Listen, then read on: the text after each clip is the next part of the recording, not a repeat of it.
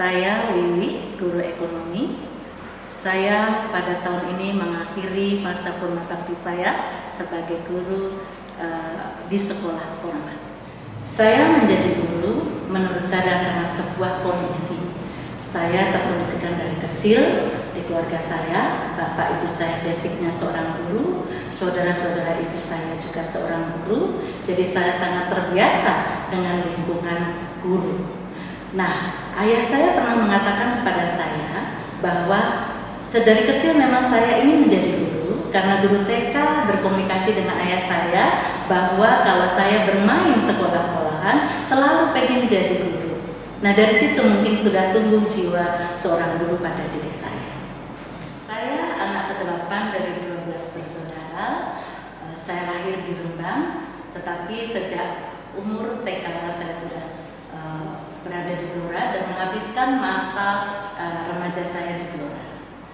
Nah, saya merasa sangat senang ketika saya belajar di sekolah dasar, di sebuah sekolah teladan di Blora, di Kota Blora, di mana saya merasa semua potensi kami sebagai murid itu dieksplor oleh guru-guru kami, ya, sehingga kami bisa menikmati masa belajar di sekolah dasar itu dengan sangat menyenangkan. Kami diajak untuk berkebun oleh guru-guru kami melakukan penelitian-penelitian kecil yang itu membuat kami menjadi riang gembira di dalam belajar. Dan satu lagi saya sangat terkesan dengan guru saya waktu itu, di mana ibu guru ini mengajarkan kami untuk bersaing dan kondisi sehat dalam belajar ketika kami harus menghafalkan satu buku HPU waktu itu. Ketika kami mendapatkan nilai 100 kami ditempatkan di tempat ujung kanan, tapi ketika kami nilainya turun 90, 80 kami ditempatkan di bangku-bangku sebelahnya, dan itu membuat kami harus selalu siap untuk selalu mendapatkan nilai tertinggi sehingga kami merasa mendapatkan tempat paling ujung kanan. Itu menyenangkan sekali masa belajar, berkesan sekali dan menjadi dasar bagi saya untuk bisa menjadi guru yang baik. Masa SMP dan SMA juga saya habiskan di Kota Blora. Ada satu hal yang membuat saya memilih menjadi seorang guru adalah ketika Ibu Wakil Kepala Sekolah waktu itu mengajak ngobrol saya. Beliau bertanya, "Mbak Wiwi, apa cita-cita kamu?" Saya diam dulu waktu itu, diam sesaat, tetapi beliau melanjutkan, "Bagi seorang perempuan," kata ibu, ya, "yang terbaik profesi adalah menjadi perawat atau guru." Nah, disitulah saya mulai terbuka. Oh iya ya, karena itu saya tanya, "Mengapa Ibu?" Karena itu sesuai dengan kodrat kalian sebagai perempuan. Sejak saat itulah saya terbersit keinginan memperkuat keinginan saya untuk menjadi guru. Dan ketika SMA pun saya ketika disuruh mengisi formulir PMDK, saya langsung memilih keinginan menjadi guru. Saya mendaftarkan ke IKIP Bandung. Alhamdulillah diterima, dan sejak saat itulah semakin kuat jalan saya untuk menjadi guru dengan berbagai dinamika tentu yang terjadi pada saat kuliah, dan di masa kuliah itulah ditempa karakter saya untuk menjadi guru.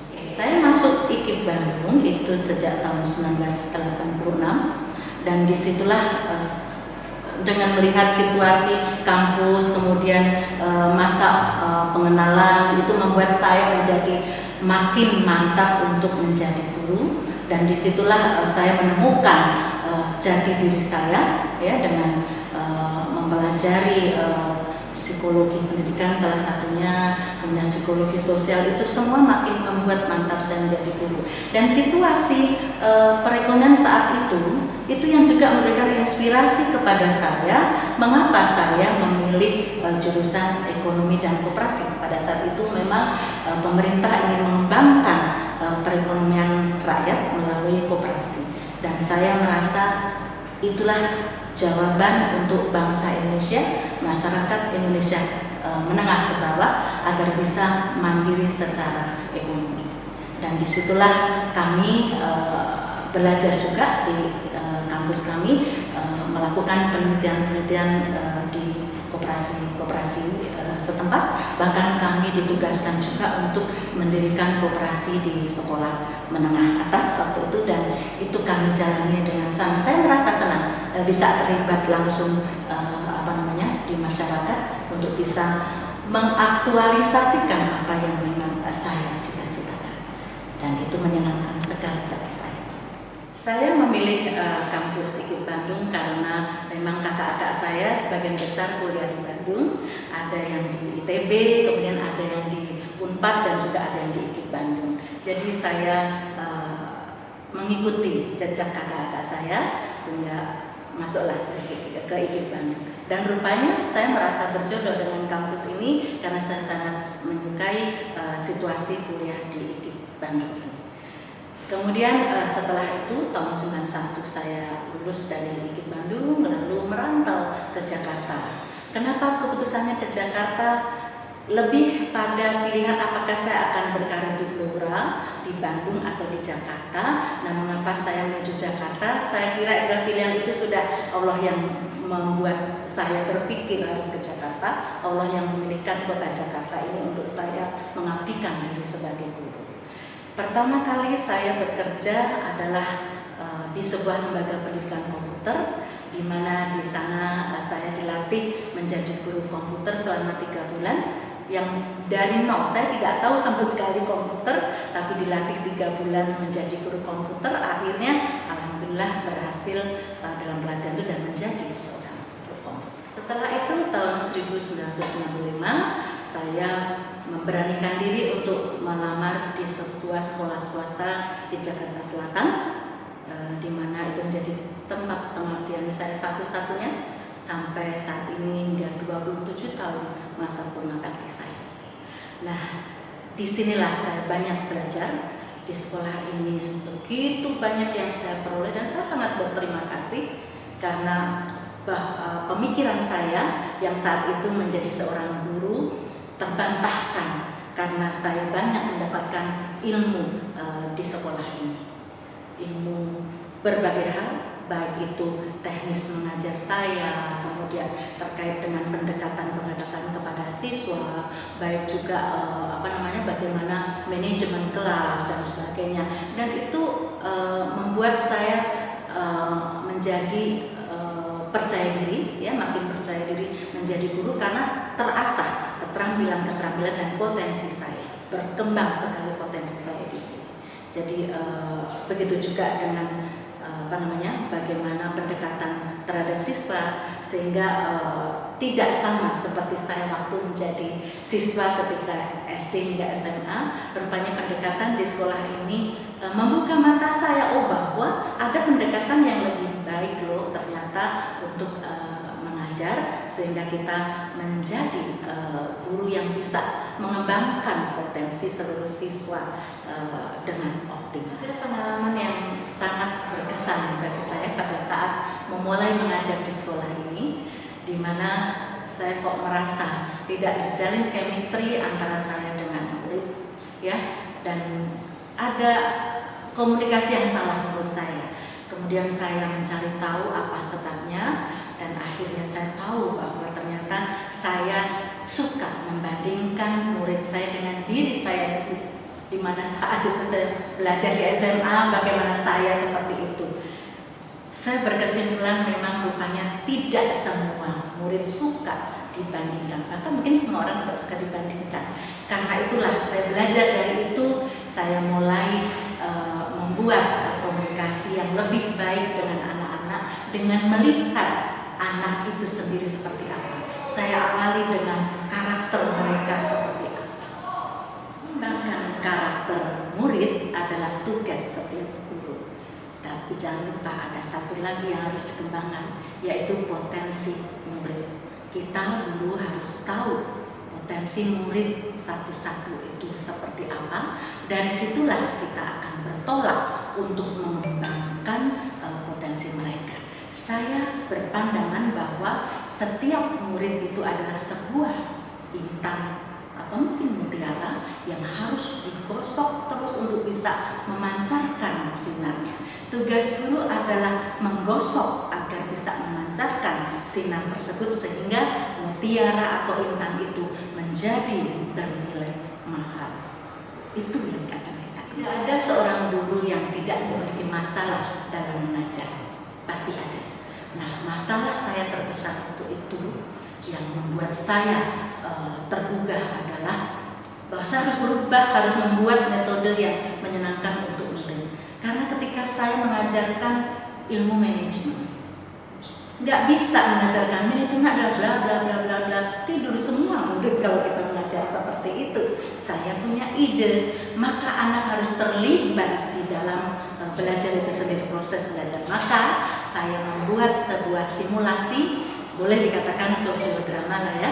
Jadi anak-anak saya bagi di dalam kelompok-kelompok fungsi manajemen. Nanti ada yang menjadi direktur sebuah perusahaan, kemudian ada yang menjadi manajer bidang-bidang manajemen, manajer produksi, personel dan sebagainya.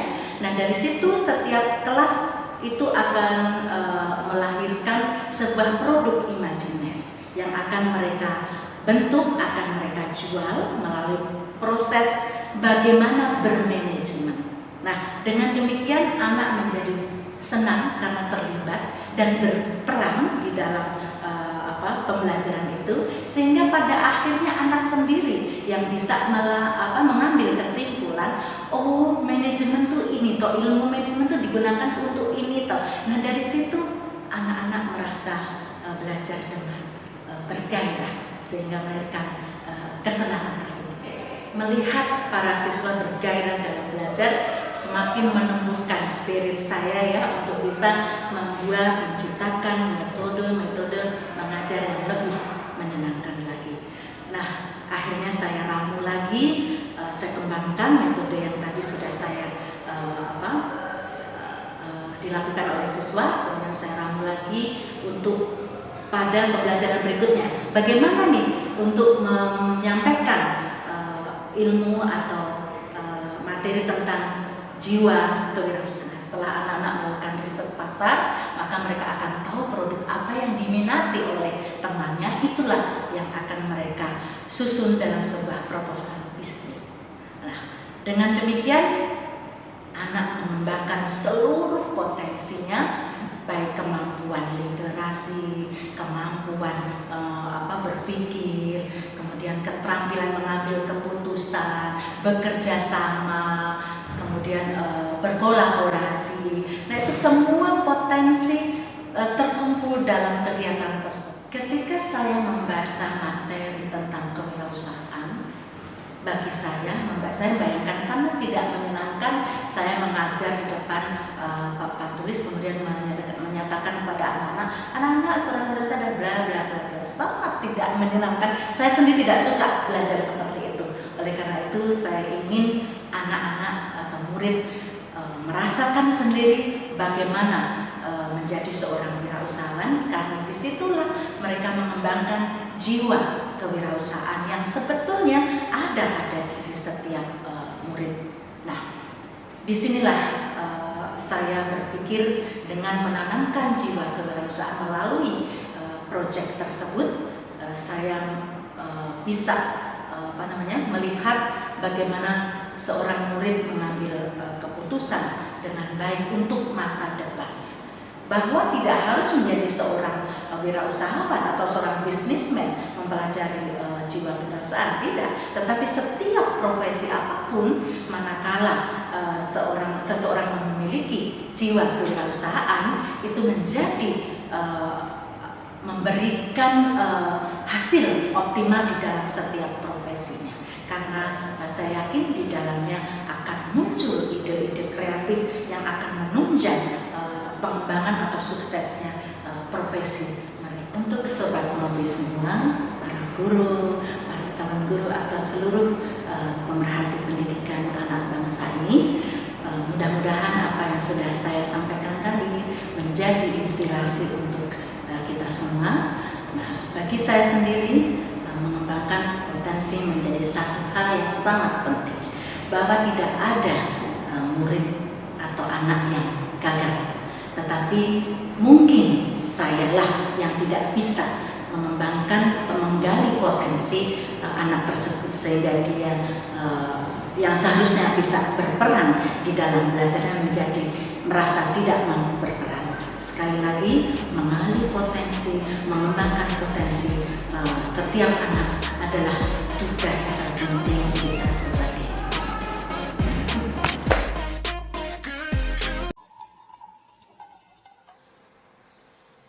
Mengapa harus menjadi seorang pengusaha?